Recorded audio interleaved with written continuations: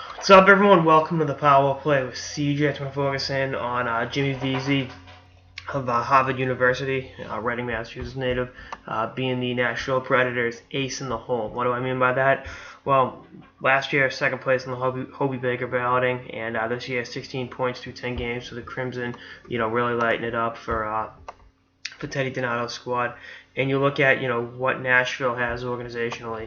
Look at what they have in the NHL roster right now. Their top two leading scorers are defensemen. Roman Josi has 26 points. Shea Weber has 25 points. So when Vesey's Harvard season concludes in March or April, they could add him, and I think he'd be a really good fit right away. When they pushed him to leave school last year early, and obviously Harvard's a school, if you start, you kind of want to finish it, unless you're Matt Damon. Worked out pretty good for Damon dropping out of Harvard, but you look at there's a kind of a cloud hanging over Vesey with the Preds. Not a cloud, but the elephant in the room is if they don't sign him, he becomes unrestricted free agent and can sign with any team he wants. Oh shit.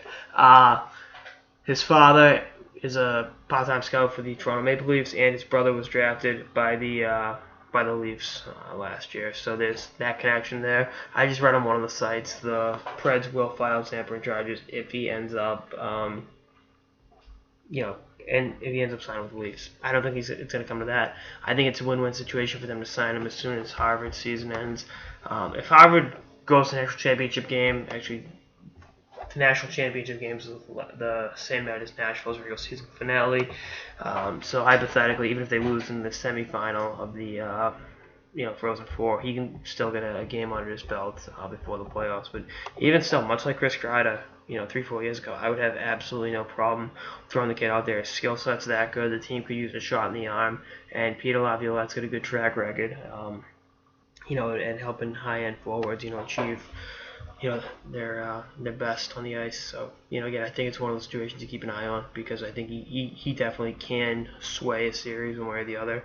I think him being an X factor, the same way Kreider was a few years ago, going right from the Frozen Four to the Stanley Cup playoffs is a pretty interesting dynamic that pretty tough to defend against if I do say so myself.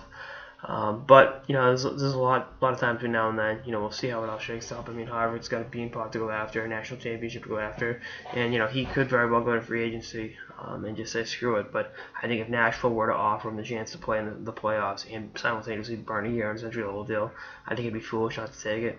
I think it's a great organization. No state income taxes in Tennessee. I think the fit is there. It's just a matter of do the pieces come together, and I think they will. I mean, Nashville drafted him in the third round a couple years ago, and let's let him develop at Harvard. Now it's like okay, let's see what we got with this very skilled kid from Massachusetts, and we'll see how it shakes up. Anyway, that's like an episode of the Power Play with CJ. Stay tuned for more episodes throughout the season and beyond. Later, guys.